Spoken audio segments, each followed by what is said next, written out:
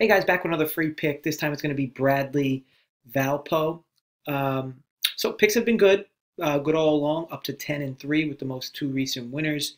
If you're a new subscriber, hope you've been enjoying the content. I'll tell you, what you won't see from me is the chest pounding stuff. I know better than anyone that this is a day-to-day industry, and to most, you're only worth your most recent success, and especially only if those individuals were a part of it. Um, I do see, this issue or these issues with regards to the over gloating with various handicappers. Um, I will tell you though that I myself am different from the norm. I've been humbled by this industry in the past, um, and it's always progressed me to want to do better. My process is disciplined. My logic is most certainly unique. My models that I have help me make decisions, not necessarily. Rely on them entirely, though. I still have my own subjective takes on games. I use models to help me make decisions. I don't use them to make the decisions for me. Um, that goes into the mental justification part of sports betting. And that's why there's never going to be anybody that can use analytics alone to predict outcomes of games. But you want to make sure you're using the analytics to the advantage. I think a lot of people don't use those analytics in the way they're supposed to. I think sometimes people love the against the spread in the last 10 games. I mean, those numbers are hand jobs. People love like what a team did for the last 5 years. Hey, this team, has never beaten this team on this court, on this field. I mean, who gives a shit? What happened 5, 10 years ago? For me, it's all about relevancy, what's happening now, recently, current. Has the market adjusted properly? If they haven't, now's the time to crack. If the market's over adjusted, now's the time to crack the other side. These are the types of things you want to look for, and the types of things I'm always looking for. So in that sense, this channel is going to be different moving forward, especially if you're a new subscriber. If you're a current subscriber and you're enjoying the content, great. Feel free to please continue to comment and like the videos. But if you're a new subscriber, understand that this is a different channel than probably what you've been accustomed to seeing. You'll see wins come through, and that's fine. I will median out at some point, at or around 60%. But keep in mind, my best interest is always in all these games because I have good money on all these games. So I'm not sitting here in my mom's basement giving you giving you picks. I mean, my dad started this channel. I've taken it aboard since. I'm going to try to get him to come on and do videos on this on games as well from time to time. But for the most part, I always have your best interest in mind, and I wanted to make sure that's clear. From the start from the start of you subscribing that uh, you know integrity in this industry is so spotty, and like I said, you got to be humble through the wins.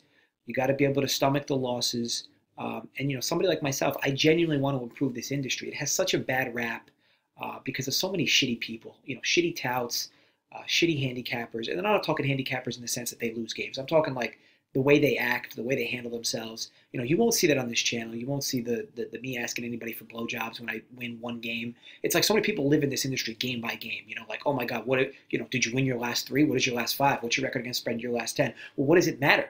It's not to you. If you're a new person looking at the videos, you're like, oh wow, he's 10-3 in his last 3, but I haven't made you, the new subscriber, any money, right? Because to you, I've made you $0.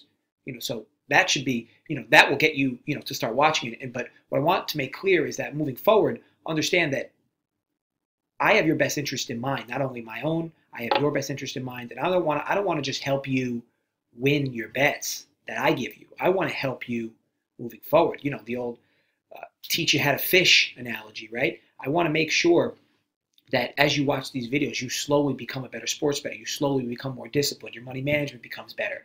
You're looking at specific numbers to bet becomes better. Your avoiding of spots that you normally would have fallen into becomes better. Avoiding tilt, which could become could make the roller coaster speed up in a downward swing. I want that to become better. I want this all to become better. And over time, if you watch these videos, you learn from my process. You learn from my dad's process, which he taught me, and I want to be able to forward the message to you guys moving forward that I want all of us to be successful here. And it's a group effort. It's a group effort. So tell your friends, tell your family, tell your aunts and uncles. Tell them about the channel. Hope they start watching the videos. And continued success for us. Hopefully, we're going to be getting into March Madness soon, and then baseball, which is my dad's favorite sport. I do a lot of baseball DFS myself, so you're going to be getting a lot more videos for MLB. as well. And again, March Madness, got some tournament play coming up as well. So really looking forward to what we're going to be providing on the channel. I'm also going to get some friends involved, some friends I trust, almost like my ghost syndicates for information that I get from. I'm going to start having some of these guys try to post videos as well to get more content on this channel, because I know I can produce more content. Not just myself. I know the people around me can produce content. My trusted people. So ultimately, I want to get you guys more content, more valuable content. But I just want to make sure that that message is clear. That this is a channel filled with integrity, and not here to pound my chest when I win. And I'm not going to sit here and cry when I lose. I understand this industry. I've been humbled by it before. And keep in mind, I'm giving you this chat during a heater. I'm not in the cooler, not in the middle of a cooler having this doom and gloom conversation with you. But I just wanted to make sure I set the record straight. This is not your typical tout type of channel. You're getting different type of quality information here.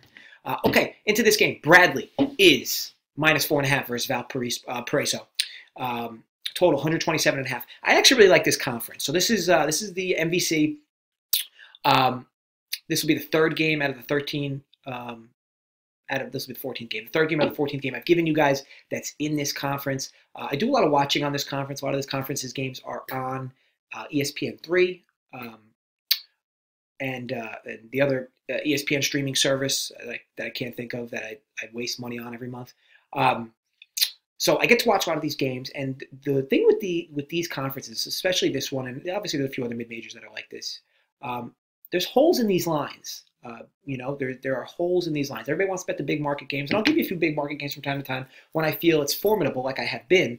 But for the most part, I don't bet those types of games. I'm not a sexy sports bettor. Okay, I'm not looking for when Duke's playing North Carolina, or when Gonzaga's finally playing, a big fledged team, or like when Kentucky's playing Auburn. These are the types I'm not looking at spots like that. I'm looking for specific numbers and spots I can give you guys advantages in. Now, as relation to this, because now we're already 7 minutes in and I haven't really spoken any words on this game, but as we're in this game, okay, so mentioned that this is not the sexiest of games. Now, before I go into, well, I'll delay a little even more. Sorry. I was going to give you guys Nova -3.5. I was literally preparing the video, wanted to get you guys the exact information, that I believe you like to hear anyway. Putting it all together, and as I'm doing it, and I had bet them at 3.5. As I'm doing it, I see the line move to 4.5. So I'm thinking, look, I'm not gonna.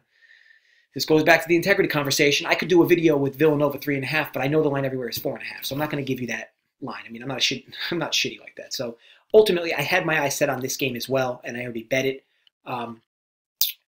Once I saw the line and I ran the numbers, and I confirmed that this was a favorable spot for myself. But again, I was going to get Nova at 3.5. If Nova does drop back to 3.5 at home against Marquette, it is favorable, and I would bet it.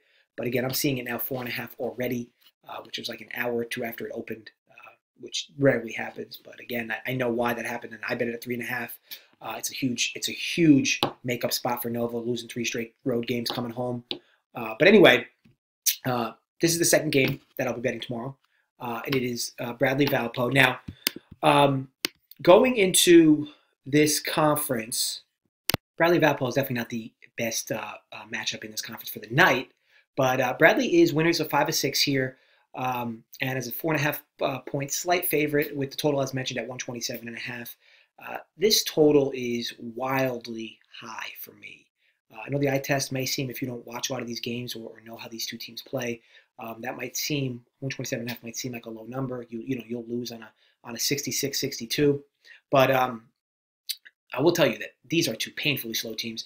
Bradley's adjusted tempo ranks 287th slowest in the country, and Valpo's ranks 300th.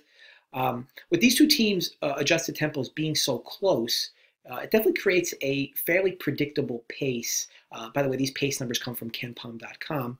Love to reference them any chance I get. That is a great numbers website for college basketball. So again, the adjusted pace being so close between these two teams will confirm that this game will in fact be played at a crawl. Now, these two teams combined for only 104 field goal total attempts in their first matchup, with 32 combined turnovers and only 23 total free throw attempts. Final score of that game was 61-50 in favor of Valpo. That is 111 points for those of you that need a calculator.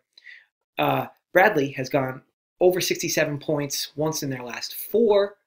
with the long time being against Drake, who is the fastest or one of the fastest paced teams in the conference. Something also to note about this adjusted tempo of Bradley, it is dramatically different than their average pace length. So average pace length, as per KenPom, is your average possession, seconds, how you rank in the country against every other team for how long you hold the ball on offense. The adjusted tempo is how long your pace is in comparison to the teams you play, which is where Bradley proves with their distinction being so different, which again, their average pace is 218, which is a little faster, about 70 spots higher, faster-wise, or speed-wise. Expect them to cave into Valpo's pace here, because Bradley playing or catering to the opponent's pace as much as they are tells me that Valpo, who's a much slower team, they will happily cater to the pace. And they did the first time these two teams played, and I would expect no different in this game. Now, on the Valpo side, Valpo has scored 60 points 3 times in their last 10 games. All 3 were against teams that have an adjusted tempo of at or around 100, so much quicker paced teams. Valpo loves to play in the 50s. They play a lot of their games, or they try to anyway. They're just not very good. They try to play a lot of their games in the 50s. In the rare case, the low 60s as well. From an efficiency standpoint, these two teams rank 100 spots better defensively than offensively. So, and they're both in the bottom 25% in free throw percentage. So when you're talking about what you look for when you want to bet an under, like when a line opens and you want to bet an under, you want two teams that play better defense than they do offense. These two teams do it, again, 100 ranking spots better. So if they're, for hypothetical conversation, if they're offensively ranked 250, that means defensively they're ranked at least 150 in the country. And again, those are numbers that I made up, but if you looked up those numbers, they are relevant in relation to they are 100 spots better defensively than offensively. And again, free throws can burn you in a total. These two teams do not shoot very well from the free throw line. That's not to say you can't get an anomaly here where they shoot very well, but again, history shows us these two teams are in the bottom 25% in the nation in free throw percentage. One thing to note is Bradley does fire up a lot of threes, a lot of long-range shots, and they are fairly good at it. I think in the top 40 in the country from a percentage standpoint, or from a three-pointers made standpoint. So that could, when a number is this low, when a total is this low at 127.5, if one team is making a lot of threes, it definitely can hurt your chances of getting it under. So that would be one of the only main reasons I would think this could go under. I mean, Valpo is just a very inefficient team, especially on the road. It'd be tough to imagine them piling up 60, 65 points themselves. Could it happen? Of course, anything could happen. But Bradley, if Bradley's making the threes, and they end up scoring like 75 or 80, and you need basically like a 40-point game from Valpo. Like you'd have to have an absolute blowout from Bradley. That could happen. Look, it could happen. I'm not sitting here and telling you it can't. But I will tell you is this number is easily 3 points off. This number should be 124.5. I'm getting it 127.5, which is to me is wildly favorable. Now, again, 3 to 4 points off the number that I'm seeing now. And that's just based on really pace alone. Once you add in how poor these two teams are offensively, how much better they are defensively, the poor free throw shooting, makes this an even stronger number. So again, a lot of things point here towards this game going under. I'd be wildly shocked if this total started moving up. Could it? Of course. But a lot of numbers here point to this game going under. I think 127.5 is going to be the best number you can get. So grab it while you can. Just to recap, this is Bradley Valparaiso, 8 o'clock p.m. Wednesday night, February 27th. I like the under, 127.5. Let's stay hot. Again, 10-3, 13 games NCAA. We're hot we're hot at the right time, getting ready to roll into conference tournaments and the big March Madness dance. I want to thank you guys for watching the video. If you liked the video, make sure you give it a thumbs up and comment below. Love to chat with you guys. I'm not sure that anybody specifically watches a lot of Bradley or Valpo games. Not sure you're gonna have a lot to comment there, but anything you have, would love to chat back and forth with you. Any questions you have, any future videos you would like. I know I do the occasional informative video. I did one on live betting, one on bankroll management.